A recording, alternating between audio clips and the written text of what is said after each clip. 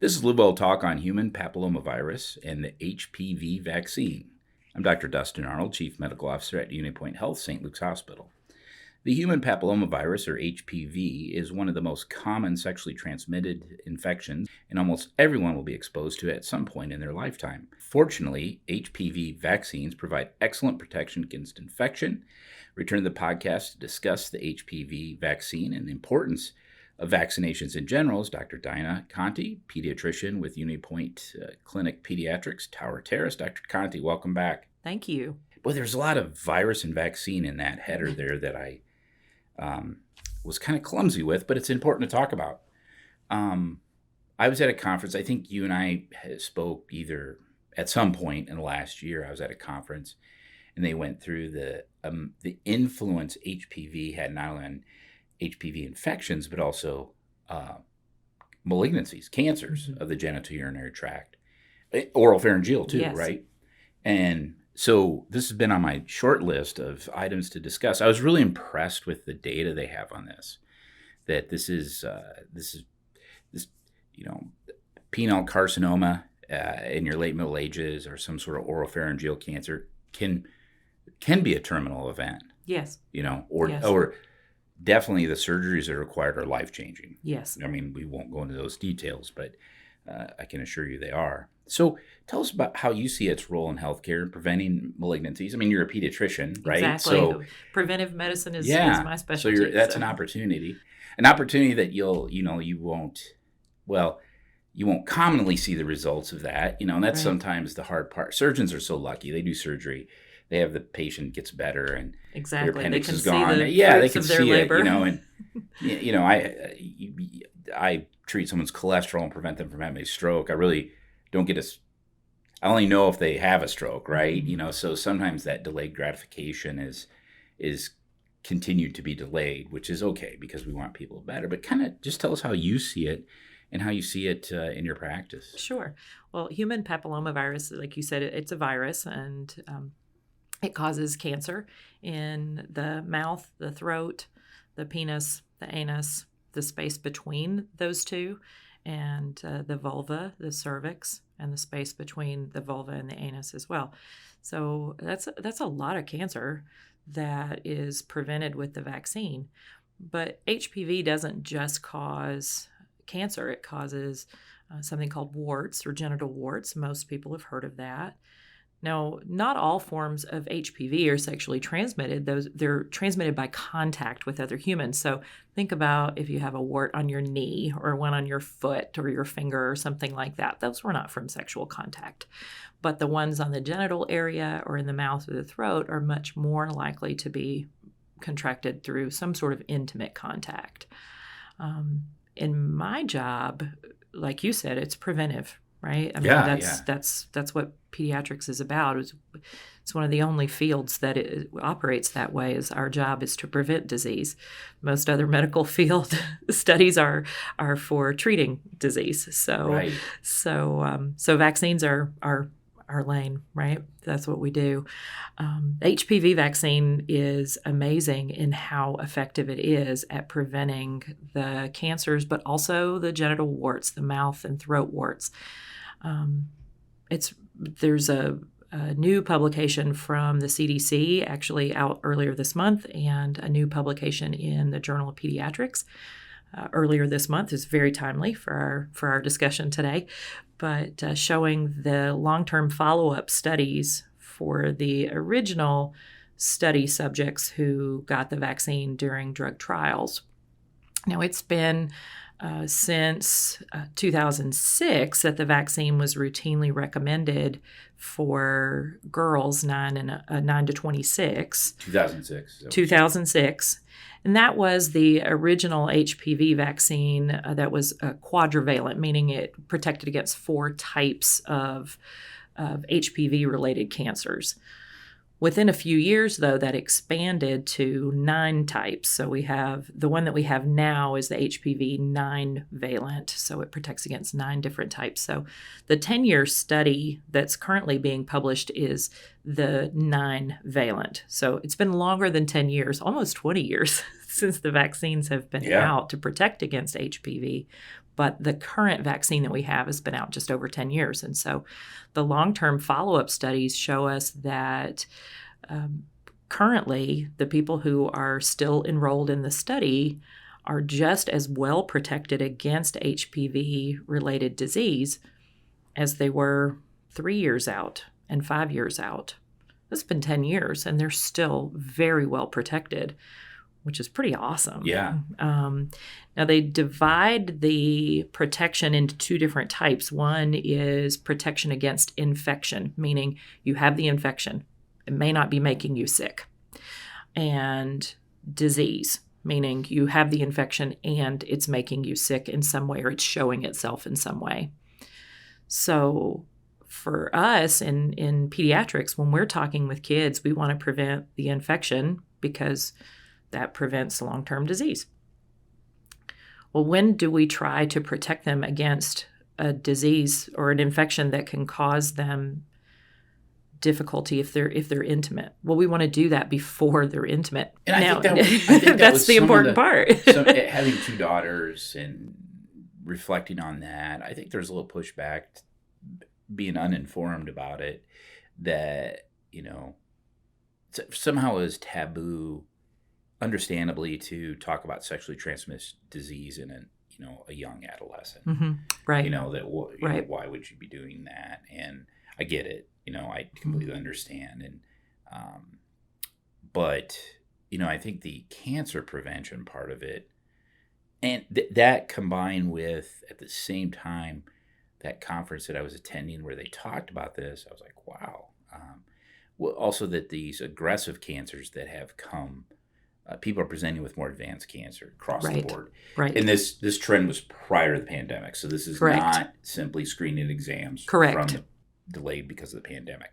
That's going to amplify it. Mm-hmm. And we're going to see that's going to be more of a problem. And we've talked about that on other podcasts. But, so I think those two things are really, really, really impressive at how that's worked. Yes. Well, with, like you said, with the younger population, or talking about sexually transmitted infections in young adolescents or pre-adolescents, a lot of times people don't want to talk about that. Even some pediatricians and family practitioners struggle to have conversations where we talk about kids being intimate or having sex with other kids. But when I have parents ask me, well, why would it be important for a 9-year-old or a 10-year-old to get this? We're not looking at this being an issue for years from now. Well, with our latest studies, 10 years from now, it's just as effective. Well, yeah, I want to get my kid protected as soon as possible if it's going to last 10 years or more. So I oftentimes will talk with families about that. The other thing that I think about as a parent, but also as a pediatrician, is how do I protect my kid from the things that she's not choosing? Sexual assault is a very real danger for so many people, and not just girls, but boys too. There's some billboard I drive by in the morning. It said 1 in 4, I think. Men have been sexually assaulted. Right. And regardless of gender, it's like you said, the statistics are there, that we know that the dangers are there. Well, I don't want my kid to get cancer because of something that somebody else did. And so it's not just about my daughter making good choices. It's about the people around her protecting her or not protecting her. So for me, it was just kind of a no-brainer. Right. Yep. How do I prevent cancer? So I think, let me pick your brain a little bit on this, on just vaccines in general, because I think that's part of the discussion. Mm-hmm. My mother had polio, right? My dad, they had German measles when they were born. They had people that they knew that died from the measles. Mm-hmm. So when I was in the early 70s, in the vaccine receiving era of my life, it was unquestioned, yeah, you're going to get the polio vaccine, right? Mm-hmm. You didn't even talk about it because my mom was bedfast for 18 months, so she's like, no, this is not a discussion. Right. My dad with the measles, mumps, rubella was like, yeah, of course you're going to get it, your tetanus, etc. And I think we did such a good job that those, yellow smallpox was eliminated from Mhm. the world for the most part. The polio is near eradication Exactly. with the, what is it, Lions Club or whatever does. Hmm. That's their kind of their thing. So I don't think the generations that are out and about now think about these diseases as much. Right. I agree with you. So, and then, even the flu shot, the general population is like 20%. Healthcare, senior citizens are in the 40%. Medical staff, I mean, we're almost 100% You're because we right. require it or Yeah. encourage it, Yeah. but just people get it. But, I think with the pandemic and with COVID, we squandered what little trust we had in vaccines just based upon how we handle it. And, I think about all the time, like, what could we have done differently? What could I have done differently? And so there is this rebuilding trust in Mhm. vaccinations. And, I hope that we don't have some sort of polio virus Right. that causes us to build that. So what are you seeing in your practice as far as trust in vaccines? My current practice, I still see the same types of questions about vaccines and the doubts about vaccines that I saw when I was in residency almost 20 years ago. Really? Or actually, it was 20 years ago.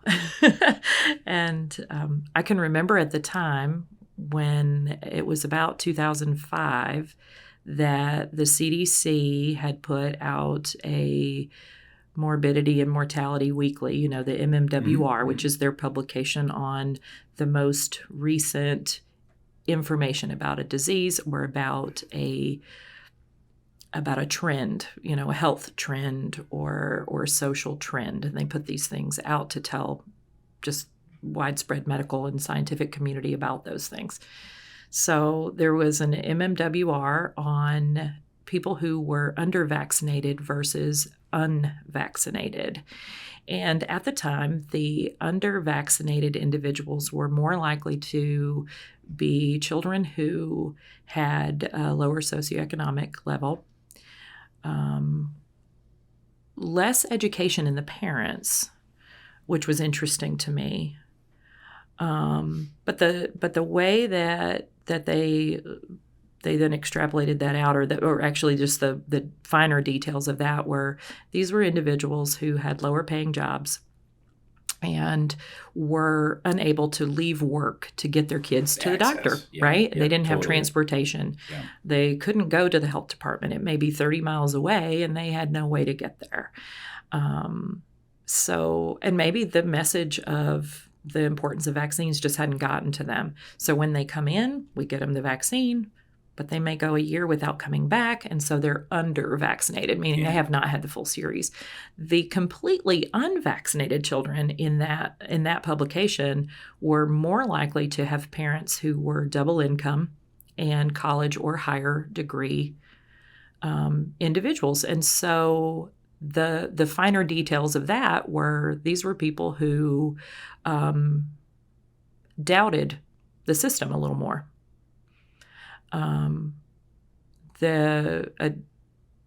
Friends of mine who are vaccine doubters, what the current term would be like anti-vax, or just they don't vaccinate their children. They had said, it's a general mistrust of the system, the man, the government, the school systems, the healthcare, and so with that mistrust, it's okay. Well, we're just not going to do these things. Over time in my career, I've continued to see that same argument for, well, no, I don't trust vaccines because I don't trust the government to keep me safe. I don't trust, the public health care system to keep me safe. Privatized healthcare, I don't trust all that. So there's that. But in my career, I've noticed a little bleeding over of who's unvaccinated. And it's not just the higher educated, higher paid job parents who are unvaccinated, not vaccinating their children.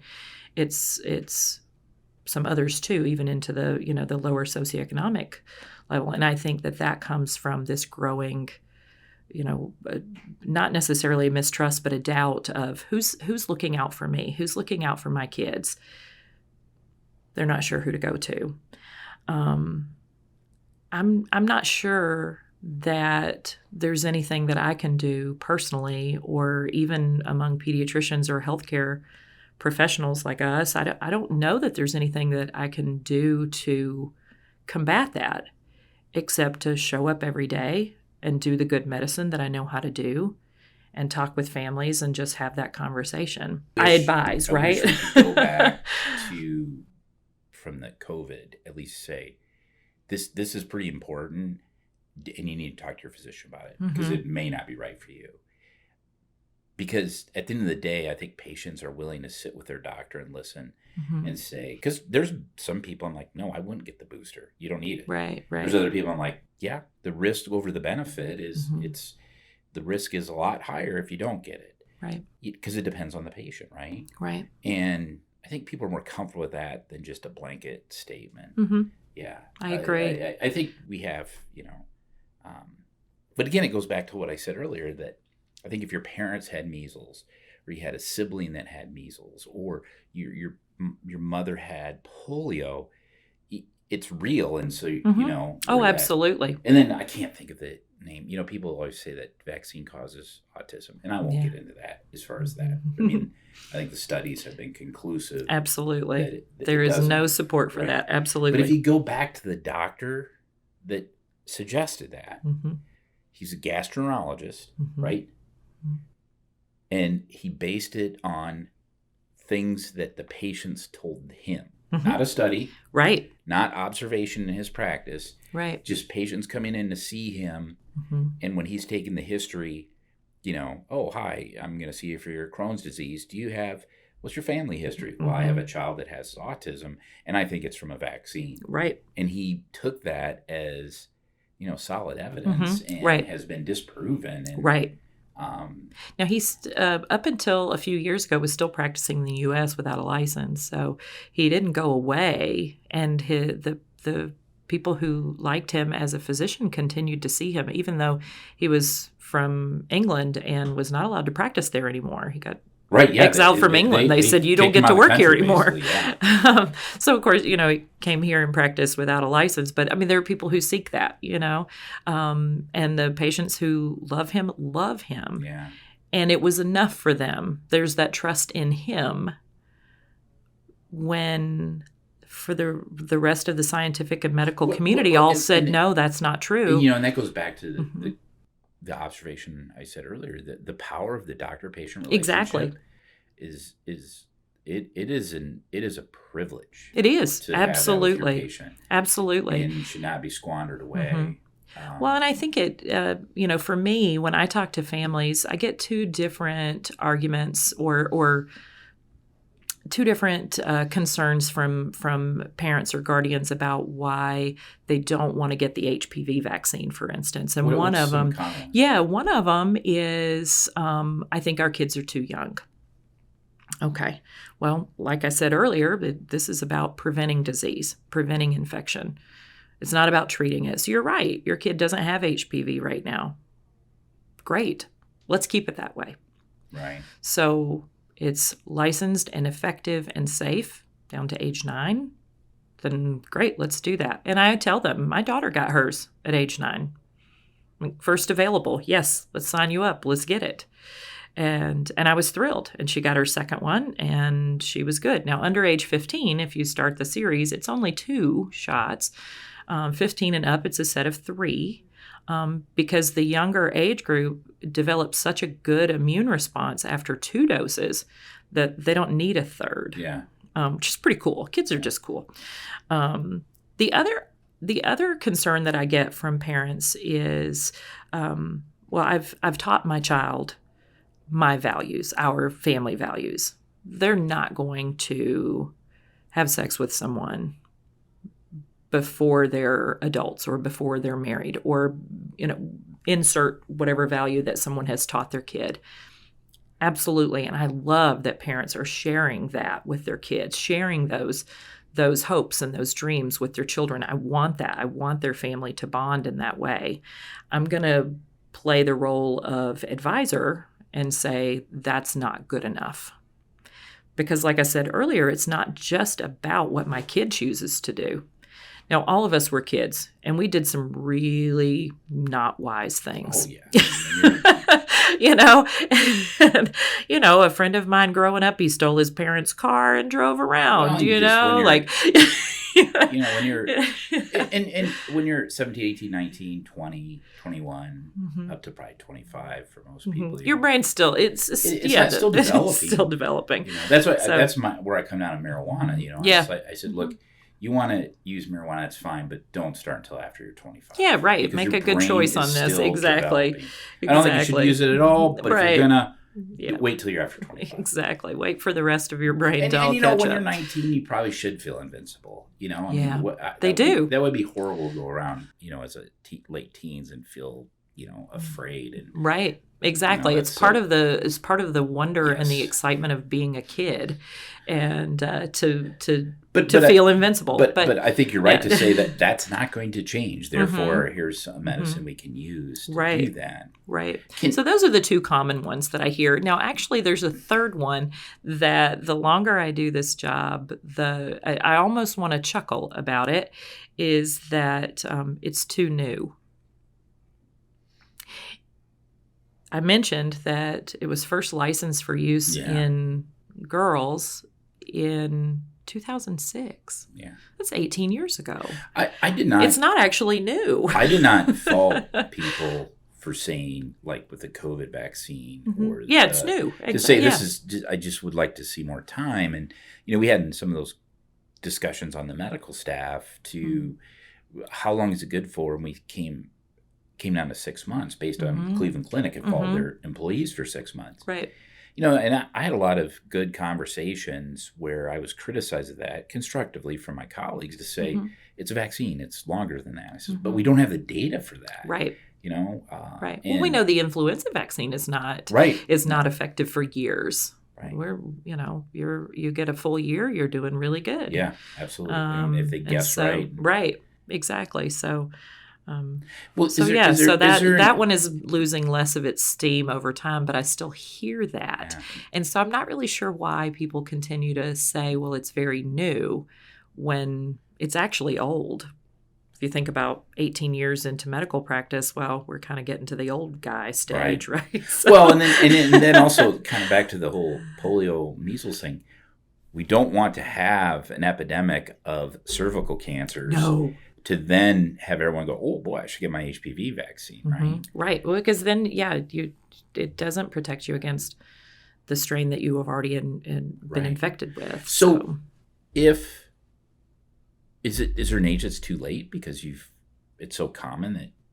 No, actually, there's not. We have the vaccine that's the 9-valent. I mentioned it protects against 9 different types. And you become exposed and potentially infected with different types over time. But the chances of you actually being infected with and developing antibodies against all 9 different kinds are pretty slim. So if I've had 1 or 2 types, well, this is going to protect me against an additional 7. Got it. So there's really not a too late time, even if you've had cervical cancer or mouth or throat cancer due to HPV.